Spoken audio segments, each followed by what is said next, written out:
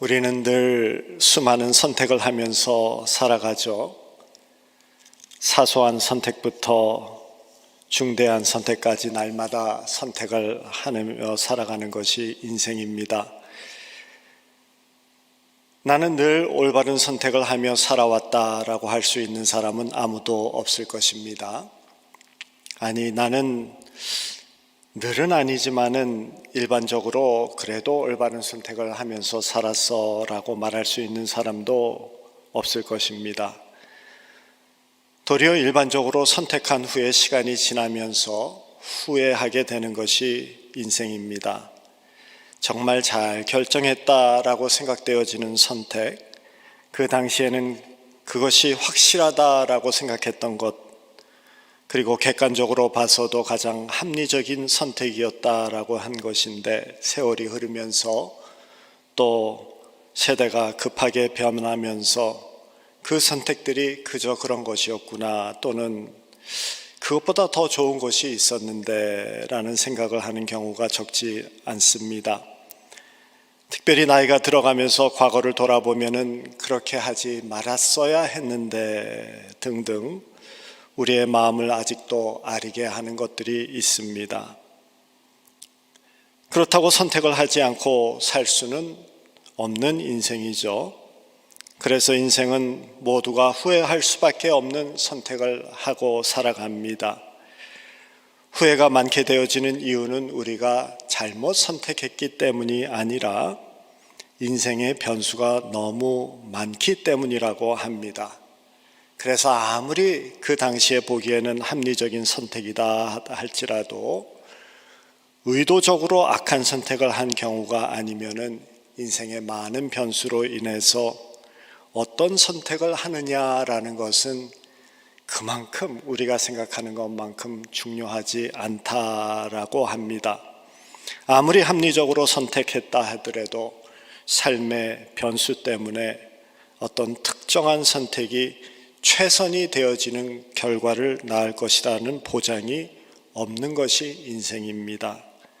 그런 의미에서 어떤 철학자는 인생은 도박이다라고 말을 합니다.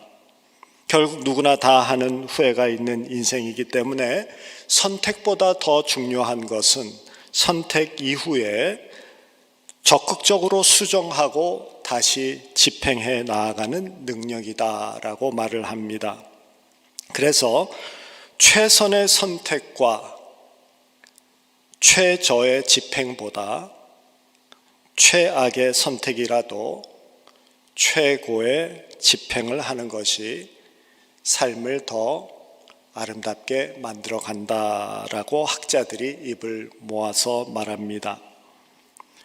어떤 계획이든 성실하게 끝까지 최선을 다해서 열심히 살아가는 것을 말합니다. 그 의미는 선택과 결정도 중요하겠지만 그보다 더 중요한 것은 성실함이다라고 말합니다. 그런데 선택과 중요한 일상의 성실함과 함께 선택보다도 더 중요한 일상의 성실함과 함께 또 다른 중요한 것이 있는데 그것은 무엇을 추구하느냐라는 것입니다. 인생에서 무엇을 위해서 살아가느냐, 무엇을 최고의 가치로 생각하고 살아가느냐라는 것이죠. 이거다라고 하면서 성실하게 살아갔는데 나중에 보니까 얻은 것보다 사실 잃은 것이 더 많게 되어지는 경우가 있죠. 그것은 방향의 문제, 추구하는 것의 문제라고 합니다. 그래서 인생은 성실과 방향이 중요하다. 인생을 살아가면서 우리가 추구하는 것은 일반적으로 틀린 것 별로 특별한 것 없습니다. 모두 인정받기를 원하고 모두 사랑받기를 원합니다. 그래서 돈, 명예, 권력을 추구하죠. 부모된 자로서는 원하는 것이 무엇입니까? 자식 행복하게 성공하기를 원합니다. 그러다가 나이가 들면서 그런 것보다도 이제는 다 마음의 평안과 그리고 육신의 건강, 그러면서 인생을 살아가게 되어집니다. 일반적인 추구하는 것이고 특별히 잘못된 것 없습니다. 인간이 그런 것도 바라지 않는다면은 인간의 생존을 포기하는 거나 마찬가지죠. 인간은 그렇게 창조되어졌습니다. 그런데 오늘 예수님께서 우리 믿는 자에게 하시는 말씀, 그것보다도 더 중요하게 추구해야 되는 것, 더 열심히 추구해야 되는 한 가지가 있다라는 말씀을 하십니다. 의에 줄이고 목마른 사람은 복이 있나니 그들이 배부를 것이며. 이 말씀은 마치 예수님께서 우리에게 질문을 하는 듯 합니다. 너희는 정말 무엇에 줄이고 목마르냐? 무엇 때문에 너희들이 그렇게 열심히 살아가느냐? 인정받고 사랑받기 원해서 열심히 살고 성실히 사는 것, 삶의 필요를 채워나가는 것 잘 알고 있지만은 그렇게 당연히 추구하는 것 이외에 종국적으로 추구해 나가는 것이 무엇이냐, 정말 목숨을 걸고 추구하는 것이 무엇이냐라는 질문이 됩니다. 그 질문의 뚜렷한 의도를 예수님이 선택한 단어에서 우리가 확인할 수 있습니다. 우선 줄이다라고 하는 이 헬라어 베이나오라는 이 단어를 보면은 한 끼 굶어서 배고프지만은 조금 참자라는 정도가 아니라 곧 먹지 않으면은 탈진할 정도로 배에 고통이 있을 정도의 그런 상태를 이야기합니다. 목마르다라는 단어가 되어지는 딥사오라는 이 단어도 운동 열심히 하고 땀 흘린 후에 목말라서 물을 찾는 그런 수준이 아니라 사막길을 지나가다가 물을 얻지 못하면은 혀가 천장에 달아붙는 듯한 그러한 목마름, 고통을 수반을 한 목마름을 말합니다.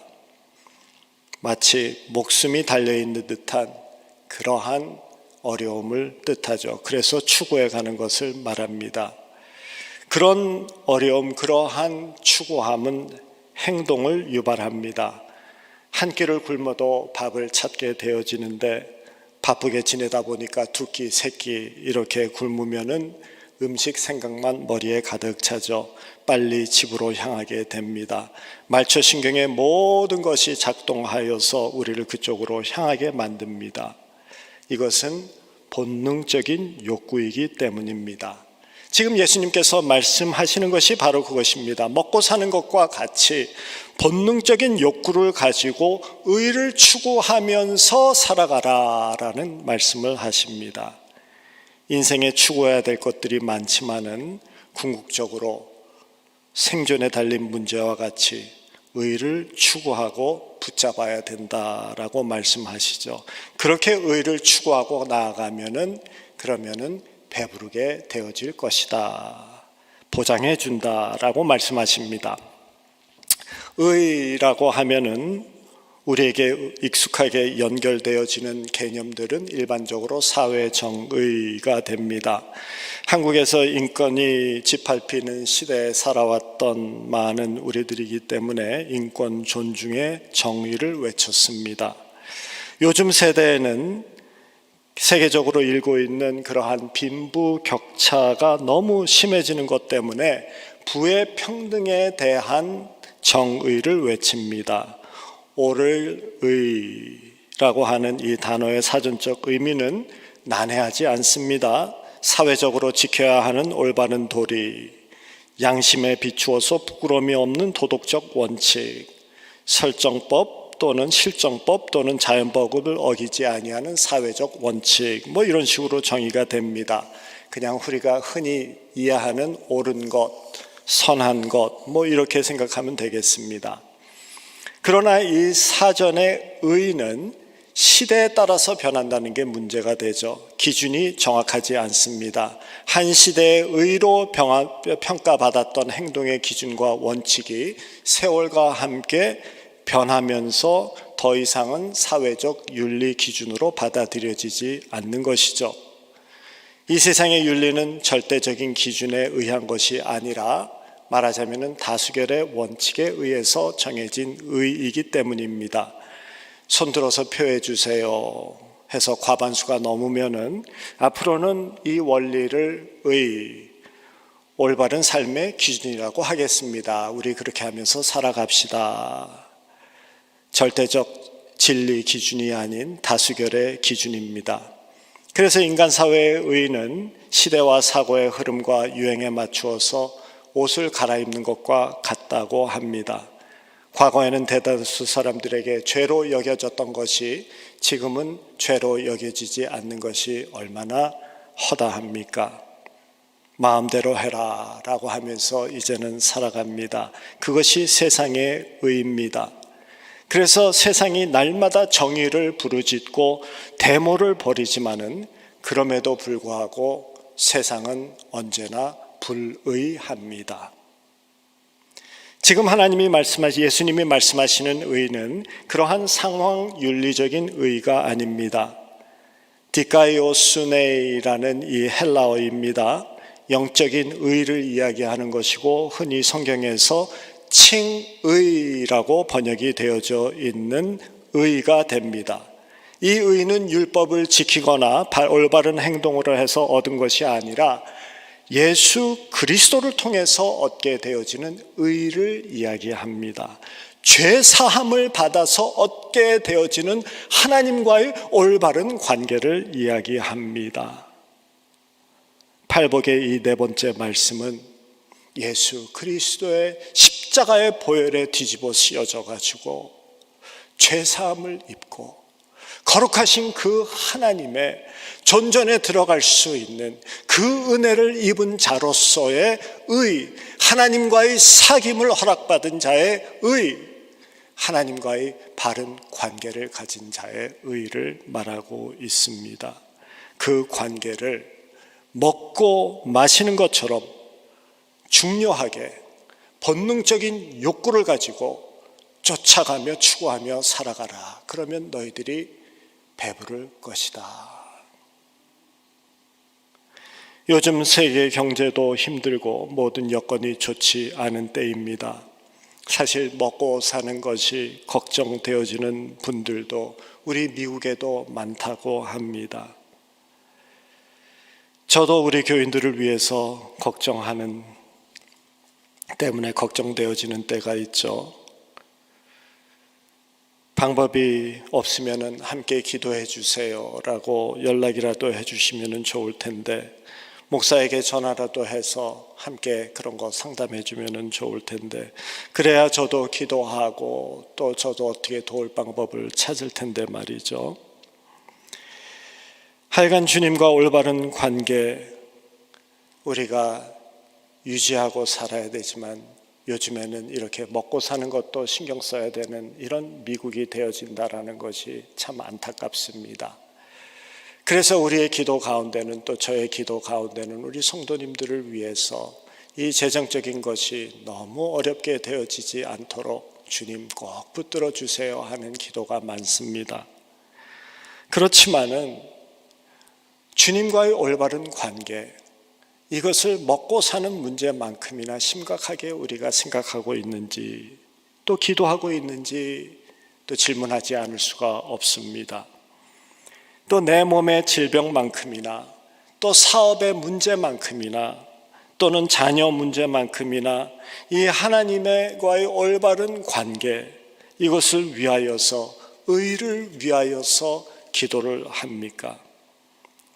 코로나 기간 동안에 성도님들 지켜달라고, 또 여러분들은 가족을 지켜달라고 기도했을 것입니다. 여러분, 하나님과의 관계가 병들지 않게 지켜달라고 얼마나 기도했는지 우리가 질문해 봐야 되겠습니다. 그렇게 간절한 마음으로 기도하는 자들은 하나님과 나와의 관계를 가로막고 있는 그 장벽이 있음을 느끼게 됩니다. 성령이 믿는 자 안에서 하시는 역할을 요한복음 16장 8절에 이렇게 말씀하시죠. 그가 와서 죄에 대하여, 의에 대하여, 심판에 대하여 세상을 책망하시리라.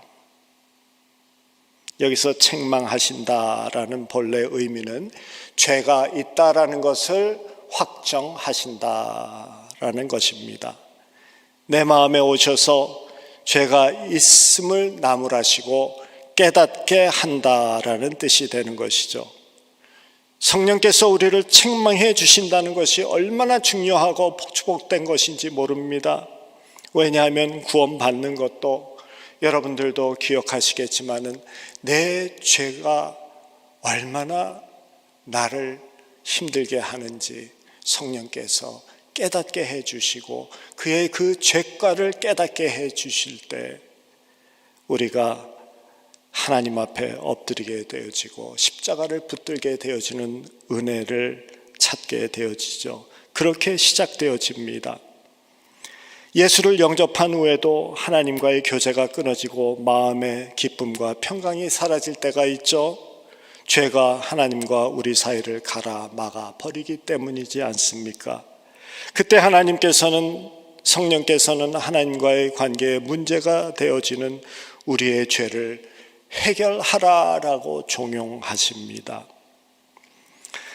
의사로 시작했다가 목사로 삶을 마치신 영국의 마틴 로이드 존스 목사님은 팔복의 말씀의 이 사복음을 강해 설교하시면서 이렇게 말씀하셨습니다.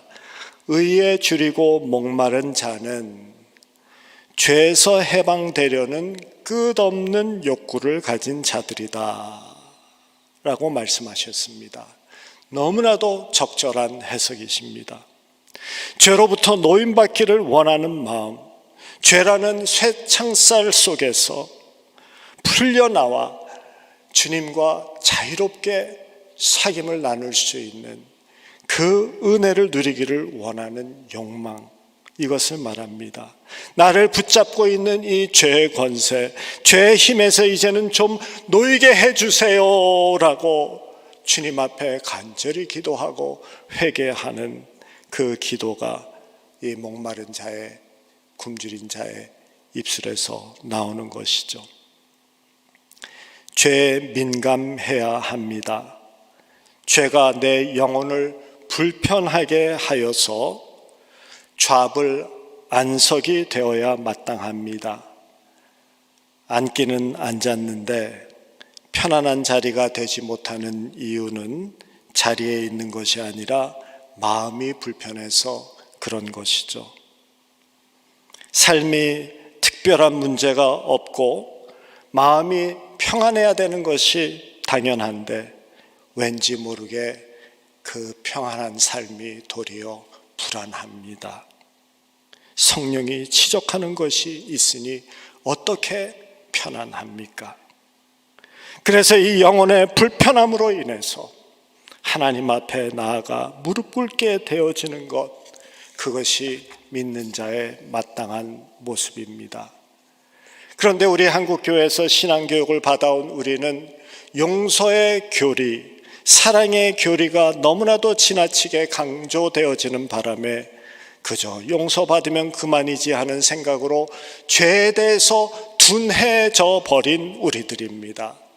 그래서 좌불안석해야 하는 우리들이 그 죄의 자리에 앉아 평안하다 평안하다 하고 있습니다. 용서의 교리가 귀하기는 하나 균형을 잃어버려서 영적 민감성을 잃어버리게 해버린 경우입니다. 그렇게 회개함이 없는 신앙생활, 그리고 죄에 대해 민감성을 잃어버린 신앙생활을 계속하다 보면 그 영혼은 빛을 잃어가게 되죠. 빛을 잃은 성도는 마땅히 길을 잃게 되어집니다. 삶에서 허웅되어지고 이것저것 가게 되어지고 방향을 찾지 못합니다. 그 영혼이 죄로 인해서 빛을 잃으니 삶이 어두워지고 침침해지는 것 당연하죠. 선교지에서는 장마철이 되면은 비 오는 날이 무척 많습니다. 비도 대충 오는 게 아니라 정말 장대비로 1시간, 2시간 이렇게 내리죠. 비포장 도로의 길을 한번 달리고 나면은 밤이 되어서 이제 다시 돌아오기 위해서는 그 헤드라이트를 켜기 전에 헤드라이트를 깨끗이 닦고 그래야지만이 집으로 돌아오는 길 제대로 찾아올 수 있게 됩니다. 차 앞에 가서 이 헤드라이트를 닦아줍니다. 흙으로 불이 어두워졌기 때문에 길을 볼 수 없게 되어지는 것이죠. 아무리 좋은 전구를 거기에다가 끼고 있다 하더라도 흙으로 덮여 있는 이것을 닦아내지 아니하면 방법이 없습니다. 더러워진 것을 닦지 않고는 안에 있는 전구를 아무리 밝은 것을 갈아 끼운다 하더라도 방법이 해결이 되지 않는 것이죠. 아무리 예전에 은혜를 받았고 은사를 받았고 대단한 능력을 가졌다 하더라도 죄를 씻지 않으면 길을 잃어버리게 되고 삶이 침울침하게 되어지고 삶이 어두워집니다. 더 좋은 설교, 더 감격적인 간증을 사모해도 그때뿐이지 그 어두움과 침침함은 사라지지 않습니다. 그래서 능력과 능사가 많은 영성보다 죄에 민감한 영성이 귀한 것입니다. 바울의 위대함은 나는 죄인 중에 괴수로소이다 라고 하는 회개의 외침에 있었고, 오호라 나는 곤고한 자로다 이 사망의 몸에서 누가 나를 건지랴 라는 민감한 영성 때문입니다. 반면에 사울 왕은 회개의 기회가 주어졌습니다. 그래도 모른 척합니다. 못 들은 척하고 못 본 척하고 자기의 욕심대로 살아갑니다. 이스라엘의 초대 왕이었습니다. 백성들의 사랑을 받으면서 시작했습니다. 블레셋 군인들을 물리치고 많은 승리를 이루었고 나라의 기초를 세웠습니다. 그러나 그의 마지막은 비참했죠. 실패한 왕으로 역사에 남습니다.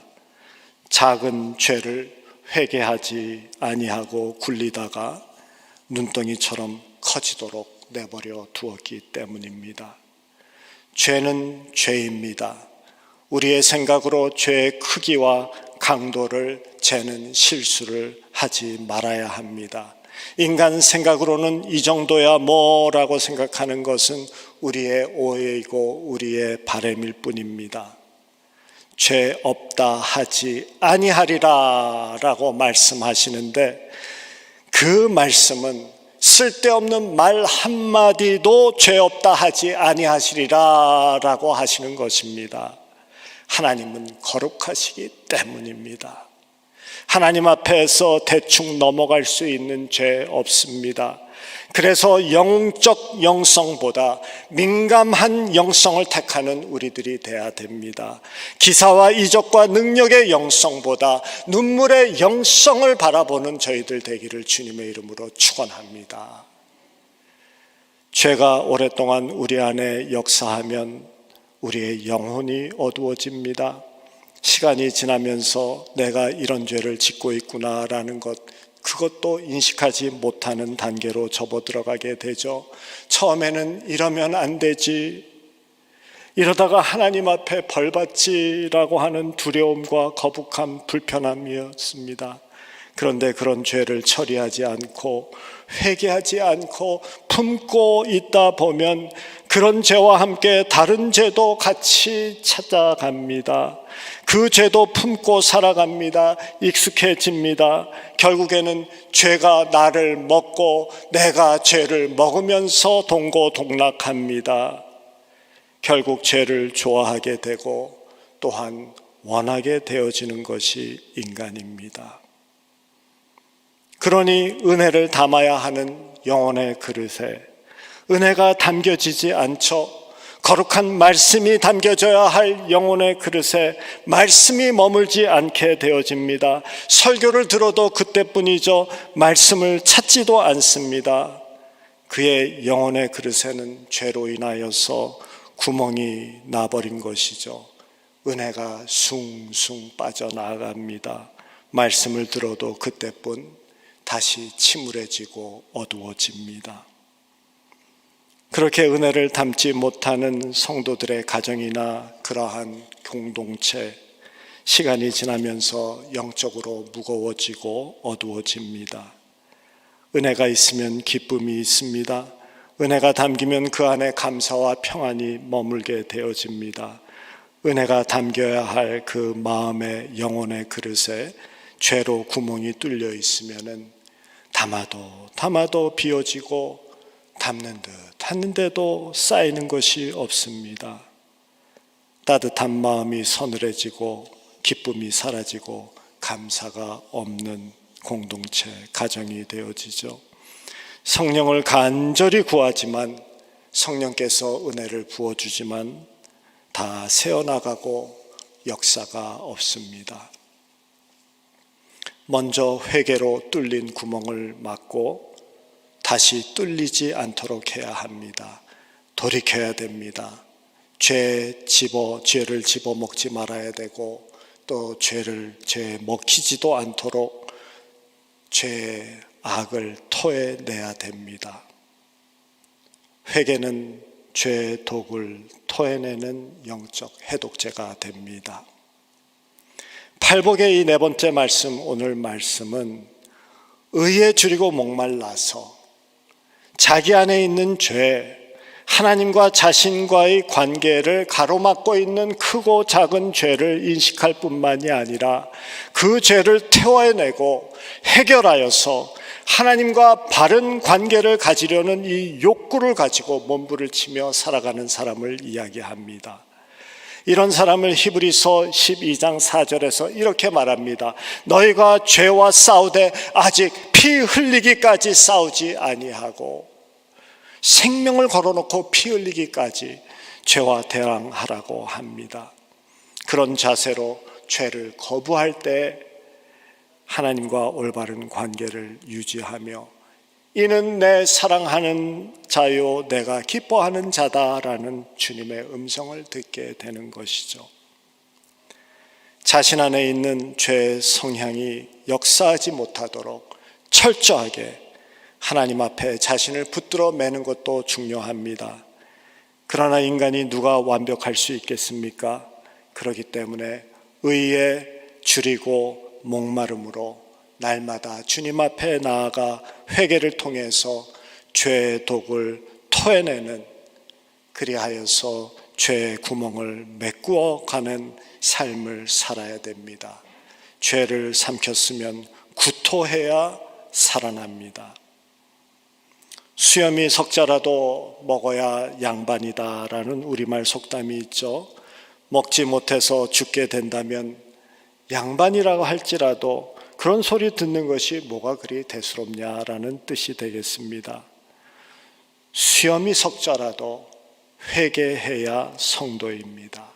아무리 보기 좋고 무슨 직분을 가지고 있다 하더라도, 교회에서 무슨 일을 이루어가면서 앞장서서 해나간다 하더라도 이 회개하는 마음이 없다라고 하면은 성도다운 영성 유지할 수 없습니다. 하나님과의 올바른 관계 유지되지 않습니다. 은혜가 부어질 때 담고 누릴 수가 없기 때문입니다. 하나님과의 올바른 관계, 이것은 줄이고 목마른 자, 죄와 싸우는 자에게 주어지는 축복입니다. 음식을 위해서, 생수를 위해서 피 흘리며 다투듯이 이 생존 욕구를 가지고 하나님과의 관계를 고수하라라고 말합니다. 그런 자에게는 배부름이 있다라고 하네요. 의에 줄이고 목마른 자는 복이 있나니 그들이 배부를 것이며 만족함입니다. 잘 먹고 부른 배를 두드리는 만족함입니다. 하나님은 우리를 놀리지 않으십니다. 입 벌려 해놓고 빈 숟가락으로 우리 입에다 갖다 대지 않으시죠. 마태복음 14장에서 예수님이 5,000명을 먹이시는 기적을 일으키십니다. 배고픈 자들이 보고 제자들을 보시고는 제자들에게 먹을 것을 주라라고 말씀을 하시죠. 제자들이 말합니다. 가진 것이 5병2어밖에 없습니다. 불가능합니다라는 말이죠. 그런데 예수님께서 불가능을 가능케 하십니다. 그들은 앉혀 놓으시고 5병2어를 들어 축사하신 후에 그곳에 있는 5,000여 명을 배불리 먹이십니다. 그리고 12 광주리가 남습니다. 이런 질문을 해보죠. 그곳에 있었던 사람들, 육체의 배가 더 불렀을까? 아니면은 영혼의 배가 더 불렀을까? 육체의 배부름은 잠시 없을 것이고 그들의 영혼의 배부름은 평생 갔을 것입니다. 예수가 누구이신지를 확인하게 되어지고 그들의 영혼은 춤을 추었을 것입니다. 의에 줄이고 목마른 자는 그런 영혼이 춤추는 배부름을 누리는 삶을 살게 해 주시겠다. 하나님과의 관계 속에서 하나님이 주어주시는 그 은혜를 담을 수 있는 그 영혼의 그릇의 크기가 날마다 커지고, 그리하여서 그 영혼이 날마다 춤추는 그 은혜를 허락해 주시겠다 라고 하십니다. 영혼의 그릇의 구멍을 점검하시기 바랍니다. 회개를 통해서 죄의 독을 토해내시고 은혜를 넘치게 담아내는 저와 여러분 되시기를 원합니다. 십자가의 보혈로 실컷 뒤집어 씁시다. 그리고 정결하게 되어져서 우리 주님과의 깊은 사귐 가운데에서 우리의 영혼이 춤을 추는 배부름을 누리는 우리들이 되어지기를 주님의 이름으로 축원합니다.